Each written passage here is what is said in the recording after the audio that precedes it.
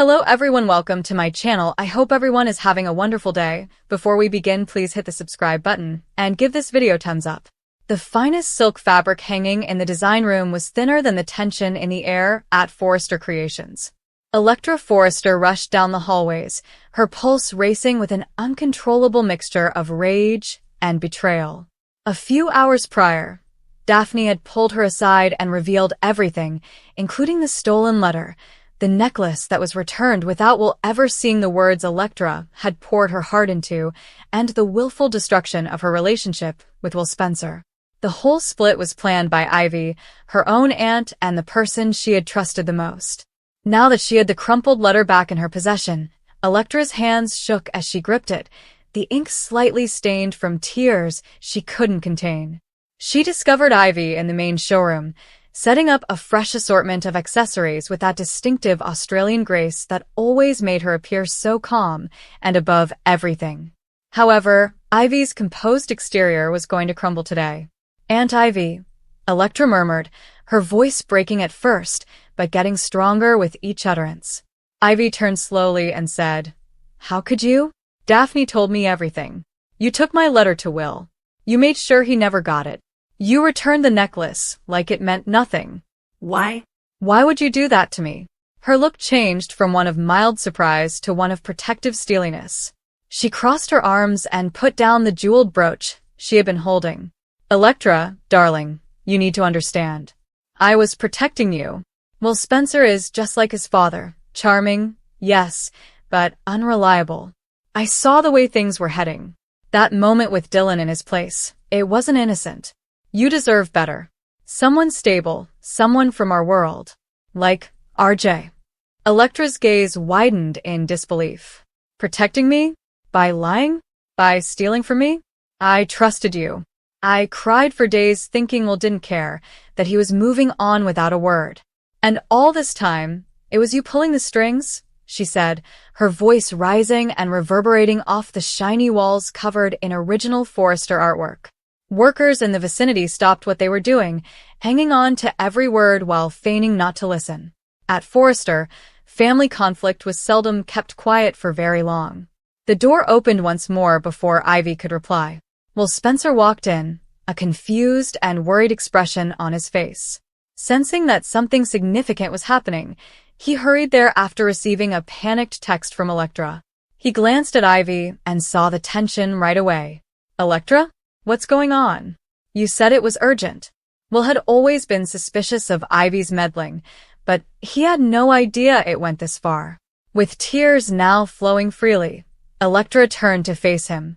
Will's jaw tightened and his hands clenched at his sides as he said, "Will, she did it. Ivy stole my letter. That's why you never responded the way I hoped. She wanted us apart so badly that she manipulated everything. The unfulfilled expectations, the abrupt separation, and the way Ivy had pushed Electra in the direction of RJ at every opportunity all came together." "Ivy," he asked in a low, menacing voice, "is this true?" Ivy remained unflinching. Rather, she raised her chin in defiance. "Yes, I took the letter. And I'd do it all over again if it meant keeping Electra safe from repeating my mistakes. Liam broke my heart when I opened up to him about still loving him. I saw the same pattern with you, Will. Spencer men don't commit. They charm and then destroy. Electra is my niece. Family comes first." The room silenced for a time. Electra moved in closer and shook her head. Will put a soft hand on Electra's shoulder and offered wordless encouragement, but his stare at Ivy was cold. "Family? This isn't family, this is control. You didn't even give us a chance to figure it out ourselves. You decided for me, like I'm some child who can't handle her own heart. You've crossed a line, Ivy. This isn't protection. This is sabotage." Dylan stood just outside the doorway as the argument intensified, listening intently to every angry word. Ivy said her name in casually, alluding to that moment with Will, and she froze. She had come to drop off some sketches for a junior designer position. Dylan felt his gut turn. She already knew too much. Dylan had addressed the older woman in private a few weeks prior after hearing Ivy admit to Daphne about stealing the letter. At the time, Ivy had acknowledged everything, portraying it as noble meddling stemming from her traumatic past with Liam Spencer. Ivy hadn't stopped there, though. She had warned Dylan that if she didn't say anything, she would lose her precarious position at Forrester Creations and in the fashion industry as a whole. Since then, Dylan had been conflicted. She really liked Will. During her difficult time of being homeless and trying to find a place, their bond had grown. Yes, there had been a kiss, but it had occurred after he and Electra broke up, or so she believed at the time. Dylan became aware of the entire web of lies as he stood there listening.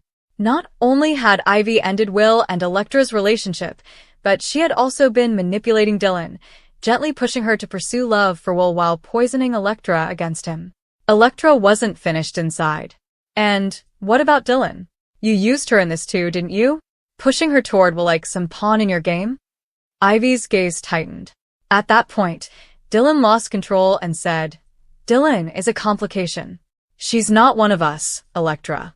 She came from nothing, literally off the streets. You think that's the future for you? I saw her with Will. It wasn't right." All three heads snapped toward her as she pulled the door open completely and entered. "Enough, Ivy," Dylan murmured, sounding more composed than she actually felt. "You don't get to decide who's worthy. I heard what you said to Daphne. You admitted stealing the letter because of your own baggage with Liam. And then you threatened me, said you'd ruin my career if I told anyone. Well, I'm done being scared. Will, Electra, I knew what Ivy did, and I should have spoken up sooner." The revelation came as a shock. Will's expression went white. With a growing sense of betrayal, Electra glanced between them and said, "You knew? Dylan, why didn't you say something?" Dylan gulped hard, her eyes begging for comprehension. "You too? After everything, Dylan? I thought we were building something like friendship, even after the awkwardness with Will. I was afraid. Ivy made it clear she'd destroy me. I was just starting to get on my feet here at Forrester. But keeping quiet ate at me every day. I'm sorry. Truly. Will never got that letter because of her, and I let it fester because I was protecting myself." Ivy stared directly at me. Ivy finally lost her cool and said, "But no more. You don't get to take me down with you. Your games end here." Beneath her harsh laughter was panic. Ivy moved forward and said, "Take you down? Oh, please, Dylan. You're the one who kissed Will while he was vulnerable. You're the one who benefited from the breakup I created. If anyone's going down, it's you for inserting yourself into this family mess." Her voice lowered to a menacing whisper that only those closest could hear. "I know things about your past too, girl. That mysterious phone call you've been dodging? The one with the distorted voice talking about unfinished business? I made a few calls of my own. Your secrets aren't as buried as you think." Dylan's wrath boiled. Earlier that day, she had received a menacing phone from a voice changer threatening her mother and a history from which she had fled before coming to Los Angeles. How did Ivy find out? Had she really delved that far? When Dylan saw how far Ivy could stretch, her hands began to shake. She snapped back, "You're bluffing," but her tone was tinged with suspicion. Will rushed between them, his protective instincts taking over, saying, "You can't keep threatening people forever. Ivy, this has gone too far. Threatening Dylan now? After manipulating Electra and me? We're telling everyone, Steffi, Ridge, the whole family. Your time playing puppet master is over." Electra nodded, wiping her tears away. "Will's right. I loved you, Aunt Ivy. I looked up to you. But this isn't love. This is obsession with controlling my life, because you couldn't control yours." More people were aware of the debate as it spread from the showroom into the hallways. As the group moved in the direction of the executive offices, workers muttered. Steffi Forrester, always the astute leader, heard the disturbance and came out of a meeting. "What on earth is happening here?" she shouted, seeing at the clenched fists and crimson cheeks. Ivy attempted to regain control by justifying her actions as a protective family obligation, but the letter that Electra was now holding served as proof. With every detail, Steffi's demeanor grew colder as she listened.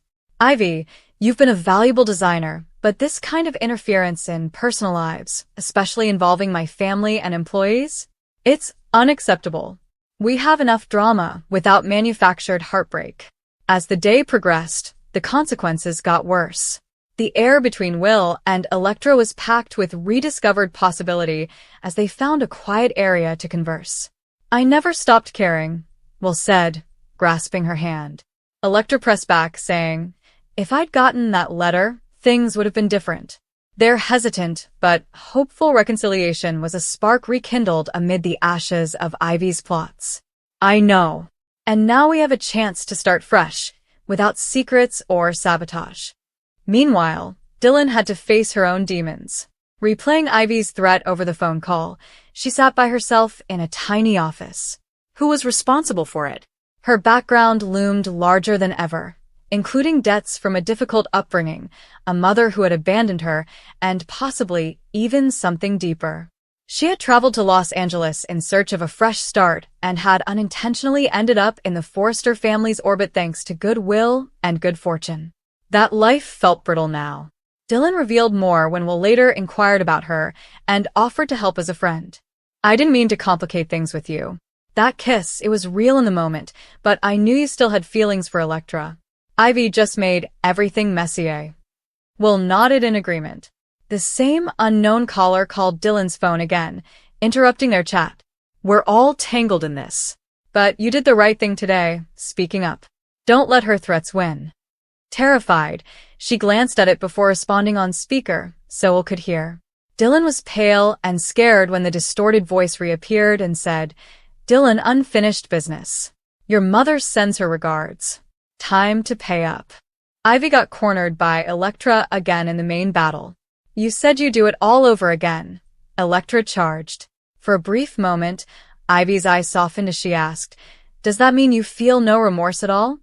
The agony beneath her armor, the rejection from Liam, the fear of seeing her niece suffer similarly, was visible. Remorse? I regret hurting you, Electra. But not the intent. Spencer men bring chaos. I wanted better for you. However, as Electra turned to rebuild with Will, her justification sounded hollow. As the week went on, more discoveries were made. Ivy received an official reprimand from Steffi, who also took away some of her privileges at Forrester and threatened to fire her if she continued to meddle. When Rich heard the whole story, he shook his head disappointedly. Ivy realized her audacious actions had backfired catastrophically and withdrew to her office, alone with her thoughts. Family is supposed to lift each other up, not tear them down from the inside. Instead, it had just brought attention to Ivy's own desperation. She had intended to use Dylan as a loose end, exposing her weaknesses to silence her. Will's encouragement and even Electra's cautious olive branch gave Dylan the confidence to confront her past. After tracking down the threatening calls, she discovered that her estranged mother had really reappeared, demanding money or a reconciliation on her terms, which included dragging Dylan back into past issues. Dylan was ready to face this ghost, promising not to let it ruin her burgeoning career or connections, with the Forrester resources discreetly at her disposal through new alliances. The dynamics changed in the days that followed. Will and Electra's relationship deepened as a result of their shared experience. In the quiet times they spent together in the design studio, they sketched ideas and laughed at how ridiculous everything was. Will chuckled, no more meddling ants, and drew her in. Electra grinned, but there was still a shadow. Ivy observed from a distance, her plans in ruins. I still love her, you know, but trust has to be earned back. In a last, defiant stand, she had revealed everything to Will and Electra, acknowledging that she was also aware of Dylan's secrets and that she had investigated the young woman's past to gain leverage. Ivy had snarled, I knew she wasn't clean, during a last altercation. Her remarks only served to further alienate her. Homeless one day, designer the next? There are skeletons there. The audacious actions had repercussions as Dylan said, my past doesn't define me. Yours does. Bitter and controlling. Ivy's relationships broke down, and her job at Forrester was in jeopardy. However, redemption arcs were always there in the bold and the beautiful. Maybe Ivy would think back on what she had done, which was motivated by true love that had been perverted by her own suffering. Alternatively, the threats against Dylan can intensify, drawing everyone into a fresh mystery involving long-forgotten scandals and secret familial links. The protagonists dealt with their new circumstances as the sun sank over Los Angeles, illuminating the Forrester windows with golden light. With a cautious kiss, Electra and Will reclaimed what had been taken. No longer ready to be a pawn, Dylan braced herself for the next call. Ivy sat by herself, contemplating whether her protection had cost her the family she was trying to protect. The drama was far from finished. There were hints of other mysteries, like Dylan's mother coming to town, or the resurgence of Ivy's own unresolved love for Liam. One daring deed could topple empires in this glitzy yet ruthless world of fashion, love, and deceit, but truth had a way of rising, brazen and beautiful in its unvarnished honesty. They were all connected by blood, romance, and competition, creating a tapestry that was impossible for one cunning person to completely unravel. Electra poured her feelings into new patterns that talked of resiliency and second chances because she found comfort in her craft. Will stood beside her, his Spencer tenacity equal to her Forrester fervor. Collectively, they confronted the family and demanded responsibility. Once an outsider, Dylan started forging her own route, and where Ivy had failed at deception, her honesty won her respect.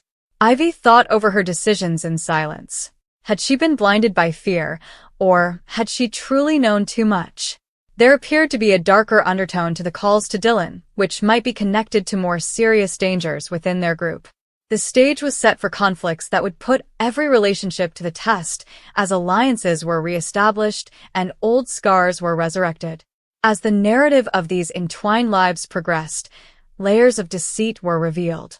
Everyone was forced to face what they really knew and what they had chosen to ignore. After Ivy's attempt to bring Dylan down revealed her own weaknesses. Love ultimately proved to be more enduring than any storyline, despite its complexity. However, as is typical of soap operas, the next turn of events was always on the horizon, threatening to shatter the precarious harmony.